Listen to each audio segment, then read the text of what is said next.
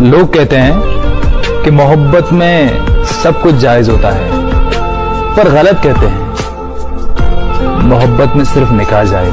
ہر وہ انسان اللہ سے بے وفائی کرتا ہے جو نماز نہیں پڑھتا۔ لوگ کہتے ہیں کہ نماز پڑھی ہی نہیں جاتی، ان کو کیا خبر کہ اگر اللہ سے محبت ہو تو نماز چھوڑی ہی نہیں جاتی۔ بے شک نماز سے زیادہ کی ہو غلطی تو معاف کر دینا، کیا پتا یہ زندگی کی آخری شب بارات ہوگی۔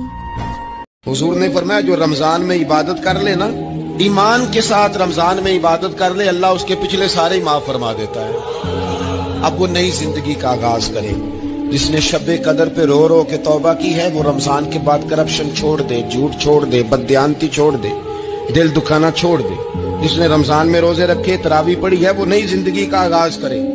خدا کی رحمت سے اگر تم پرہیزگار رہنا چاہتی ہو تو کسی اجنبی شخص سے نرم لہجے میں بات نہ کرو، تاکہ وہ شخص جس کے دل میں کسی طرح کا روگ ہے کوئی امید نہ پیدا کر لے، اور دستور کے مطابق بات۔ حضور سید عالم صلی اللہ تعالی علیہ وسلم فرماتے ہیں شیطان نے رب کریم کی بارگاہ میں یہ کہا تھا کہ اے مالک مجھے تیری عزت کی قسم، جب اللہ نے اسے کہا نا کہ تم نکل جا تو مردود ہے، تو اس نے کہا مجھے تیری عزت کی قسم جب تک ان کے جسموں میں روح باقی ہے میں انہیں گمراہ کرتا رہوں گا۔ تو میرے کریم محبوب علیہ السلام، مدینے والے پیارے حبیب علیہ السلام فرماتے ہیں رب کریم نے فرمایا سنو ابلیس، اگر تو یہ قسم اٹھاتا ہے کہ تو جب تک ان کے جسموں میں روح ہے انہیں گمراہ کرتا رہے گا، تو پھر مجھے بھی اپنے عزت اور جلال کی قسم، یہ جب تک مجھ سے معافی مانگتے رہیں گے میں انہیں معاف کرتا رہوں۔ کوئی کیا کر سکتا ہے اگر اللہ مددگار ہو تو؟ جس کو رب کریم اٹھانا چاہے اسے کوئی گرا سکتا ہے؟ ہم یہ ڈرے ڈرے سہمے پریشان فیصلہ کرنے کی طاقت نہیں، مجھے چلنا چاہیے کہ نہیں اٹھنا چاہیے۔ حضرت محمد صلی اللہ علیہ وآلہ وسلم نے فرمایا کہ اگر معاف کرنے میں تمہاری عزت کم ہو تو قیامت کے دن مجھ سے لے لینا۔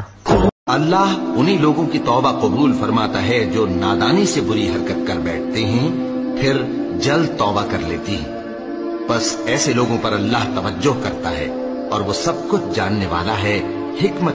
دعا کبھی ساتھ نہیں چھوڑتی اور بد دعا کبھی پیچھا نہیں چھوڑتی، جو دو گے وہ لوٹ کر آئے گا، چاہے وہ عزت ہو یا دھوکہ۔ دیکھیں نماز میں دل نہیں لگے گا کیونکہ آپ کو سمجھ ہی نہیں ہے کہ آپ کیا کہہ رہے ہیں۔ اگر آپ کے ساتھ ایسی زبان میں گفتگو ہو جس کو آپ جانتے ہی نہیں ہیں تو آپ بور فیل نہیں کریں گے؟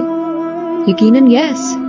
اسی طرح جب آپ نے نماز کا ترجمہ پڑھا ہی نہیں، جب آپ نے ترجمہ کو سمجھا ہی نہیں کہ آپ اللہ تعالیٰ سے کیا کہہ رہے ہیں، تو پھر آپ کا نماز میں کیسے دل لگے گا، کیسے آپ کو سکون ملے گا؟ آج ہی نماز کو بمات